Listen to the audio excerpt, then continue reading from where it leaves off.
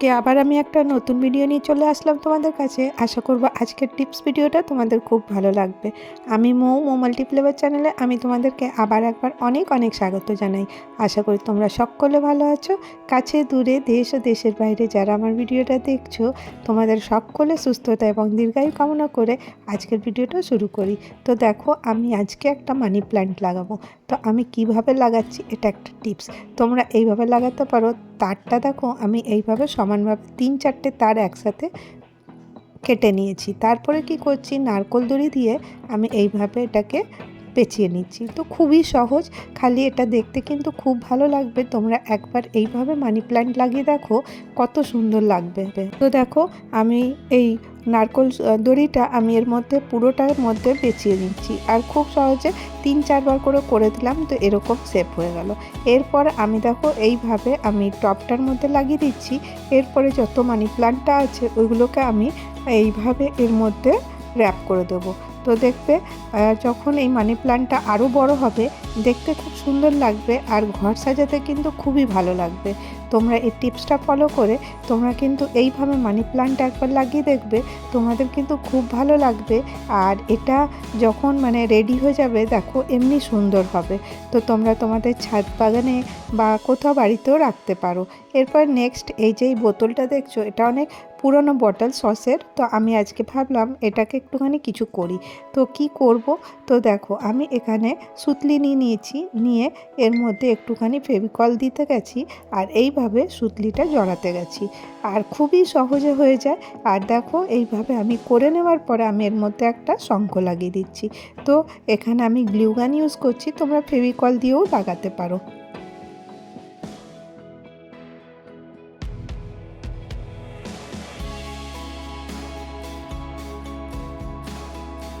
দেখো এবার আমার বোতলটা রেডি হয়ে গেল। তো আমি এর মধ্যে কি করব, এর মধ্যে জল দেব। তো আমি একটা ফানেল দিয়ে জল দিয়ে দিলাম, আর দেওয়ার পরে আমি এর মধ্যে একটা মানি প্ল্যান্ট লাগিয়ে দিলাম। তো দেখো কত সুন্দর লাগছে। এবারে চলো নেক্সট টিপসে চলে যাই। দেখো শীতকাল তো আছে, এখন সর্দি কাশি সকলের লেগে আছে। তো আমি একটা প্যান নিলাম, সসপ্যান, তার মধ্যে আমি একটু হলুদ দিয়ে দিলাম, আর তার মধ্যে পরিমাণ মতন জল দিয়ে দিলাম। এই যে কাঢ়াটা আমি তোমাদের দেখাচ্ছি, এটা খুব কাজের হবে।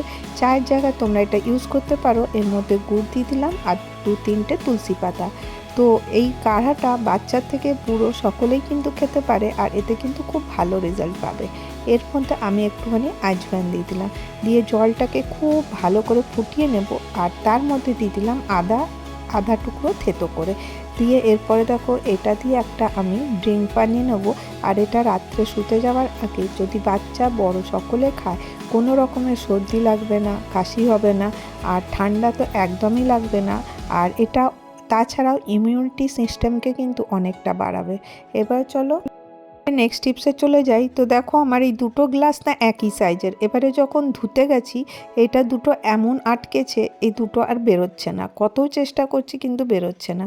তো আমি ভাবলাম তোমাদের সাথে, এরকম বাসন তো আমাদের প্রত্যেকেরই কখনো কখনো দেখবে ফসে যায়।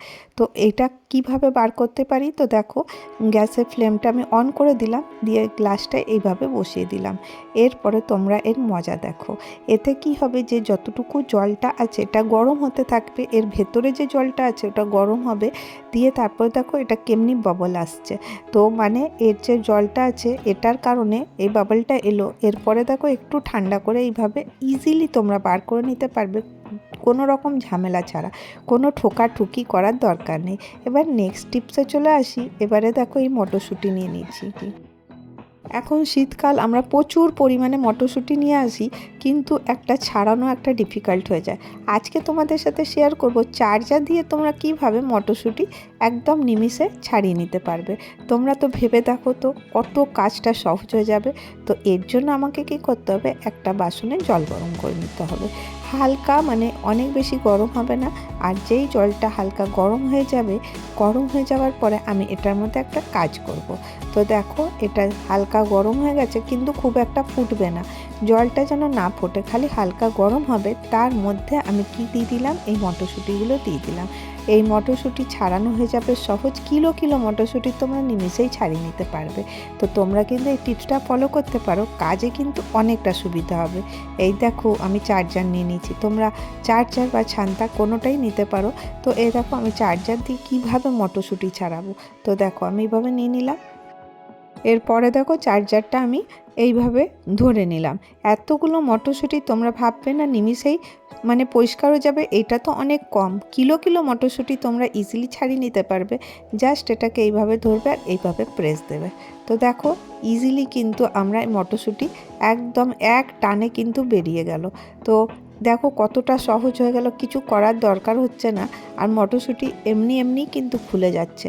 কিন্তু মটরশুঁটিটা অনেক বেশি গরম জলে দেবে না, আর একদম হালকা গরম জল থাকবে, জাস্ট খালি খোসাটা একটু হালকা নরম হতে হবে, তাহলেই কিন্তু মটরশুঁটিগুলো ইজিলি বেরিয়ে যাবে। আর তোমরা খুব সহজেই কিন্তু তোমাদের কাজটা সহজ হয়ে যাবে। আর এই শীতকালে বেশি কাজ করতে কারোরই ইচ্ছা করে না, যদি একটু শর্টকাট কাজ পাওয়া যায় তাহলে কিন্তু বেশ ভালোই হয়। তো দেখো এইভাবে দেখো আমি সব মটরশুঁটিগুলোকে আমি পরিষ্কার করে নেব। আর দেখো একদম ইজিলি একটু চাপ দিলেই কিন্তু সব মটরশুঁটি বেরিয়ে গেল। এরপরে আমি একটা কন্টেনারে ভরে রেখে দেবো, আর যতটা দরকার হবে ততটা ইউজ করব। আর এই মটরশুঁটি কচুরি বানাবার জন্য বা কারি বানাবার জন্য অনেক ভালো হয়।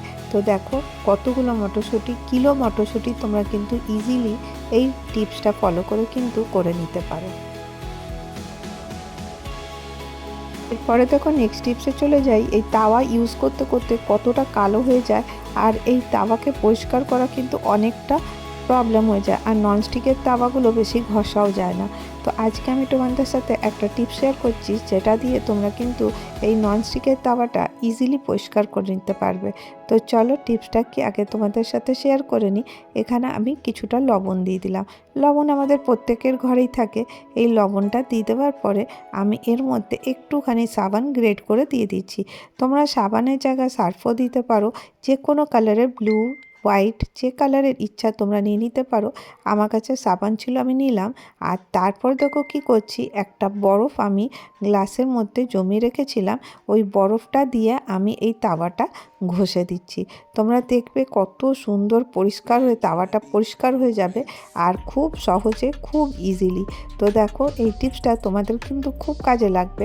আশা করব এই ছোট্ট ছোট্ট টিপসগুলো ফলো করে আমরা কিন্তু আমাদের দৈনন্দিন জীবনের কাজগুলো কিন্তু অনেকটা সহজ সরল করে নিতে পারি। তো দেখো এইভাবে আমি তাওয়াটাকে পরিষ্কার করে নিচ্ছি। তো দেখো এই যে গরম মানে এই ঠান্ডা জলটা আর এই যে মিশ্রণটা আছে, এটার থেকে কতটা পরিমাণে তেল কেটে দাগ বেরোবে, আর তাওয়াটা কিন্তু একদম পরিষ্কার হয়ে যাবে। তোমাদেরকে সামনে এনে দেখিয়ে দিই, দেখো তাওয়ায় কত নোংরা ছিল, সব নোংরাগুলো কিন্তু বেরিয়ে গেছে। যত কালচিপনা ছিল সব পরিষ্কার হয়ে গেছে। তোমরা কিন্তু এই টিপসটা ফলো করে একবার দেখতে পারো। আর এই দেখো সাইডের যে তেল তেলে দাগগুলো, সেইগুলো কিন্তু ইজিলি সরে যাবে। আমি তোমাদের সাথে কটা টিপস শেয়ার করলাম। আশা রাখবো আবার আসবে। ভালো থেকো, সুস্থ থেকো।